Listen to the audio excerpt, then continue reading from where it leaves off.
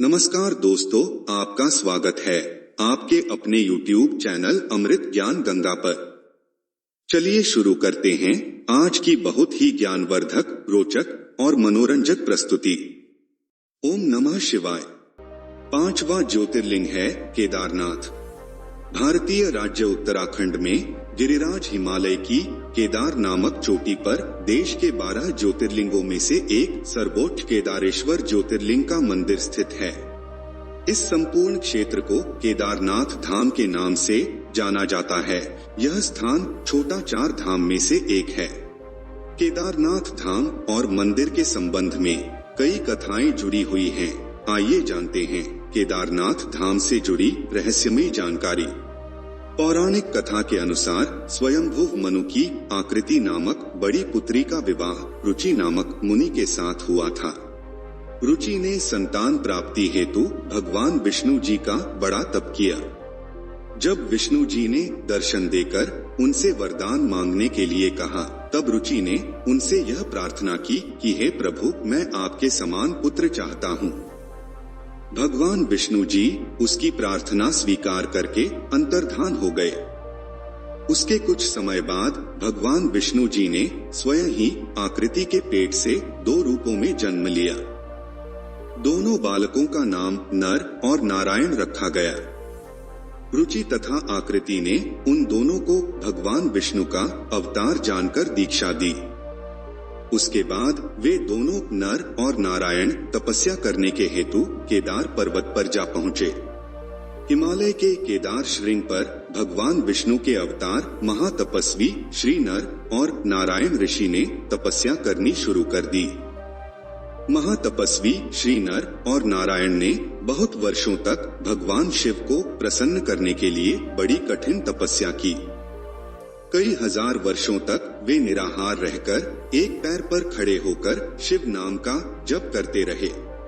इस तपस्या से सारे लोकों में उनकी चर्चा होने लगी। देवता, ऋषि मुनि, यक्ष, गंधर्व सभी उनकी साधना और संयम की प्रशंसा करने लगे। चराचर के पितामह ब्रह्मा जी और सबका पालन पोषण करने वाले भगवान विष्णु भी महातपस्वी नर नारायण के तप की भूरी भूरी प्रशंसा करने लगे। अंत में भगवान शंकर जी भी उनकी उस कठिन साधना से प्रसन्न हो उठे। उन्होंने प्रत्यक्ष प्रकट होकर उन दोनों ऋषियों को दर्शन दिए। नर और नारायण ने भगवान भोलेनाथ के दर्शन से भाव विह्वल और आनंद विभोर होकर बहुत प्रकार की पवित्र स्तुतियों और मंत्रों से उनकी पूजा अर्चना की। भगवान शिवजी ने अत्यंत प्रसन्न होकर उनसे वर मांगने के लिए कहा।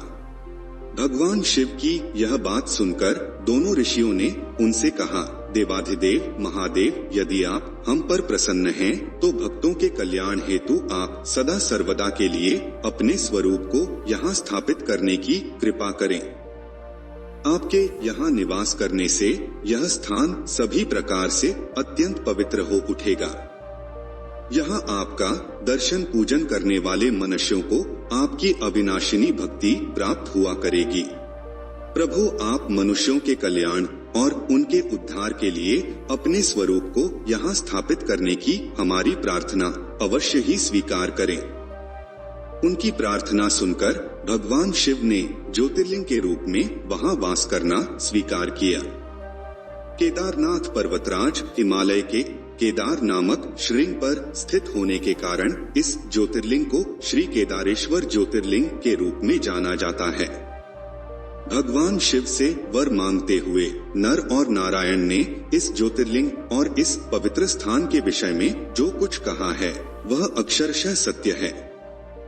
इस ज्योतिर्लिंग के दर्शन पूजन तथा यहाँ स्नान करने से भक्तों को लौकिक फलों की प्राप्ति होने के साथ साथ अचल शिव भक्ति तथा मोक्ष की प्राप्ति भी हो जाती है। केदार घाटी में 2 पहाड़ हैं, नर और नारायण पर्वत। विष्णु के 24 अवतारों में से एक नर और नारायण ऋषि की यह तपोभूमि है। दूसरी ओर बद्रीनाथ धाम है, जहाँ भगवान विष्णु विश्राम करते हैं। कहते हैं कि सतयुग में बद्रीनाथ धाम की स्थापना नारायण ने की थी। केदारनाथ मंदिर से जुड़ी एक पांडव कथा भी है।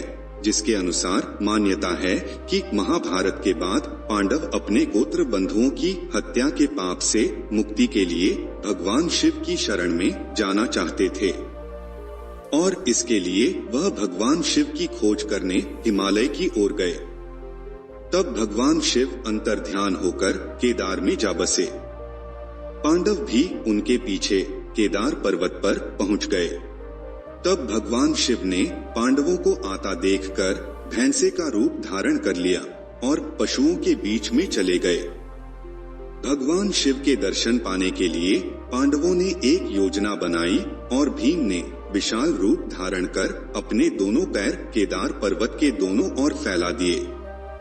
सभी पशु भीम के पैरों के बीच से गुजर गए, लेकिन जब भैंसे के रूप में भगवान शिव भीम के पैर के नीचे से निकले, तभी भगवान शिव को पहचानकर भीम ने भैंसे को पकड़ना चाहा, तो वह धरती में समाने लगा।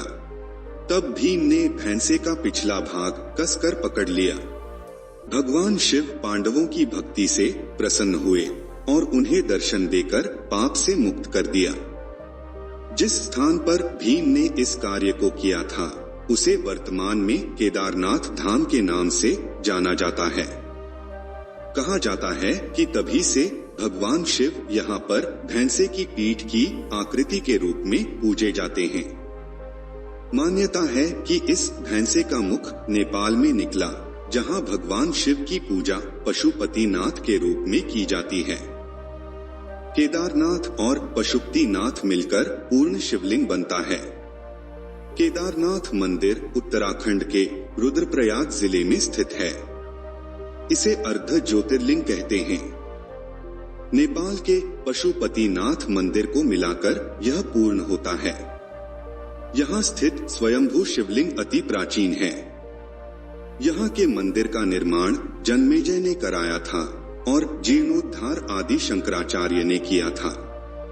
पुराणों में इस मंदिर के लुप्त हो जाने के बारे में भी भविष्यवाणी की गई है। पुराणों की भविष्यवाणी के अनुसार इस समूचे क्षेत्र के तीर्थ लुप्त हो जाएंगे। माना जाता है कि जिस दिन नर और नारायण पर्वत आपस में मिल जाएंगे, बद्रीनाथ का मार्ग पूरी तरह बंद हो जाएगा और भक्त बद्रीनाथ के दर्शन नहीं कर पाएंगे। उस दिन वर्तमान बद्रीनाथ धाम और केदारेश्वर धाम लुप्त हो जाएंगे और वर्षों बाद भविष्य में भविष्य बद्री नामक नए तीर्थ का उद्गम होगा। केदारेश्वर ज्योतिर्लिंग भारत खंड के निवासियों के संपूर्ण पापों को दूर करने वाला है। उसके दर्शन करने मात्र से ही संपूर्ण मनोकामना सिद्ध हो जाती है। यदि कोई व्यक्ति जो केदारेश्वर ज्योतिर्लिंग का दर्शन करने जा रहा हो, मार्ग में ही मृत्यु को प्राप्त हो जाए, तो उसे भी मुक्ति मिलती है। केदारेश्वर ज्योतिर्लिंग की महिमा अपार है। आशा करते हैं आपको हमारी यह प्रस्तुति पसंद आई होगी। आपको हमारी यह प्रस्तुति कैसी लगी, कमेंट करके जरूर बताएं। आपको हमारी यह प्रस्तुति पसंद आई हो तो वीडियो को लाइक करें, चैनल को सब्सक्राइब करें। वीडियो को अंत तक देखने के लिए आपका बहुत बहुत धन्यवाद।